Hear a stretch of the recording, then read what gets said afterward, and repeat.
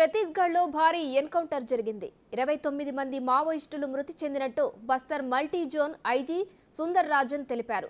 బినాగుండా కోరగుట్ట అటవీ ప్రాంతంలో ఈ ఎన్కౌంటర్ జరిగింది. ఎదురు కాల్పుల తర్వాత బస్తర్ మల్టీ జోన్ ఐజీ ఘటనా స్థలాన్ని పరిశీలించారు.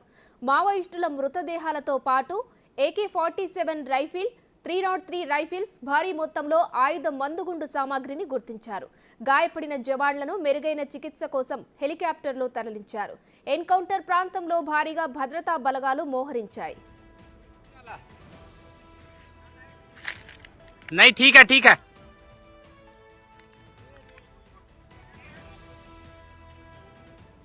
पिटिया से दक्षिण तरफ माड़ इलाका में DRG और BSF पार्टियों के साथ नक्सलियों में मुठभेड़ हुआ है। इसमें करीब दर्जन भर नक्सल की मारने की अभी खबर आ रही है, लेकिन अभी पार्टी कमांडर से संपर्क नहीं हो पा रहा है। लेकिन इसमें 4 ऑटोमेटिक वेपन मिलने का पुष्टि कर रहे हैं और कई नक्सल मरने की इसमें संभावना है। पूरी पार्टी वापस आने के बाद आपको डिटेल्स बता पाएंगे।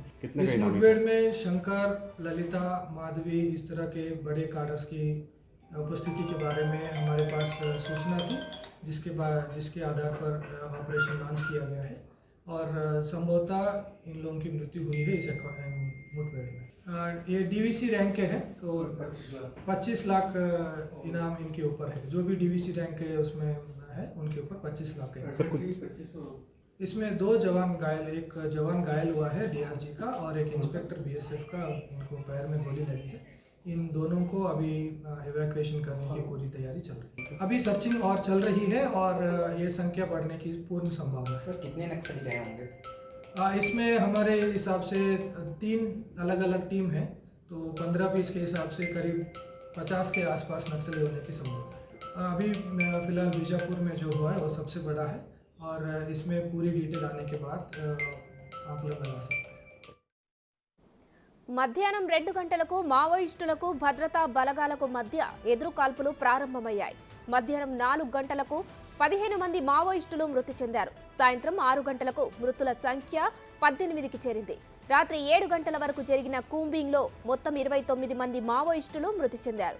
DRG, BSF బలగాలు సెర్చ్ ఆపరేషన్ కొనసాగిస్తున్నాయి.